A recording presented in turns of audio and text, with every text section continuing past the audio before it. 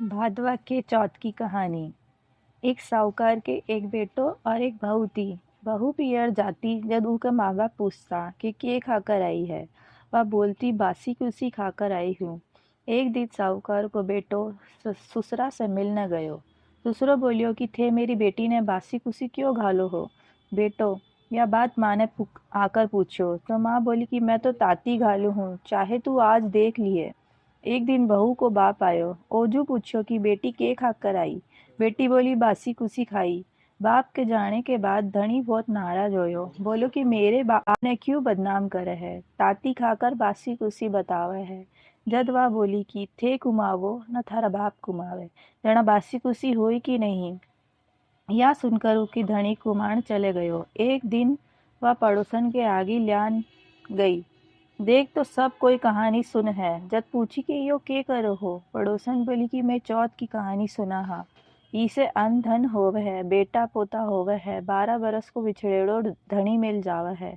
दिका दिन से भाभी चौथ को व्रत करने लगी। सासू 4 भगत खाने न देती, जी को एक बार को हथकार निकालती, एक बार को गाय ने देती, एक बार को राखुड़े गाड़ देती और एक बार को चांद ने अर्घ देकर आप ही खा लेती। अइया ही चौथ व्रत करता 12 बरस होगा। गणेश चौथ सोची कि इन्हें व्रत करता 12 बरस होगा। अगर इका धनी ने पाछो नहीं ल्यावंगा तो आपने कलयुग में कौन मानसी।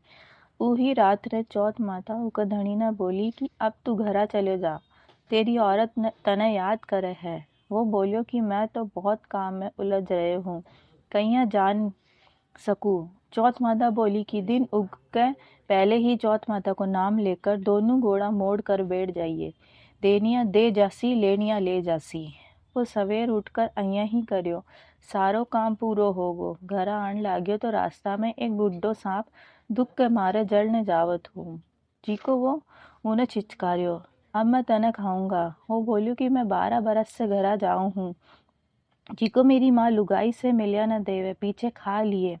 सांप बोलियो कि कहिया विश्वास आवे, तू तो छत पर जाकर पलंग पर सो जासी। वो बोलियो सीढ़ियाँ चढ़कर आ जाए।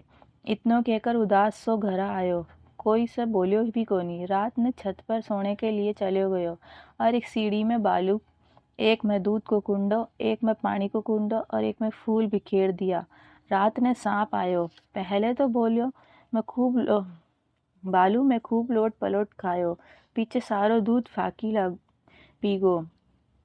फिर फूला की खूब सुगंध ली और छत पर जान लागो।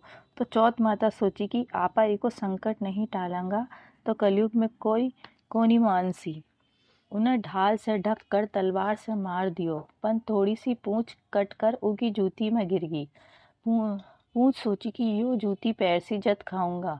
कीड़ी आपस में बात करी कि ई की लुगाई आपा ने रोजीना चून गेरती, सोई ई का धनी की रक्षा करनी चाहिए। सगली कीड़ियां लाकर पूछ ने थोती कर दी, उनको संकट टल गो। सवेर उठने में देर होगी तो माँ उठान जान लगी तो सीढ़ी में खून देखकर चिल्लाई और बोली कि और सोची कि मेरो बेटो मर गो। बेटो आकर सारी बात बताई और माँ ने पूछो कि मेरे नाम से कोई पुण्य व्रत करियो तो कहे। माँ बोली मैं तो कुछ भी को नहीं करी। पर लुगाई बोली कि मैं चारू चौथ थारे लिए करती। माँ बोली कि मैं तो तने व्रत करता को नहीं देखी, चारों वक्त रोटी देती। बहू बोली कि मैं एक वक्त को हथकार निकालती, एक वक्त को गाय ने देती, एक वक्त को राखोड़े गाड़ती और एक वक्त की चांद ने अर्घ देकर खाती। ब्राह्मण की छोरी ने बुलाकर पूछो तो बोली कि हाँ देती। गाय ने पूछो तो वहाँ भी हुकारो भर दियो। राखूड़ो खोद कर देख तो सोना की जेठ होगी। सारी नगरी में हेलो फिरा दियो कि पुरुष की लुगाई, बेटा की माँ, दीदा घोड़ा की धिरानी सब कोई व्रत करियो। हे चौथ माता उन्हें सुहाग दियो जिसे सब ने दिए। कहता ने सुनता ने हुकारा भरता ने अपना सारे परिवार ने सुहाग दिए।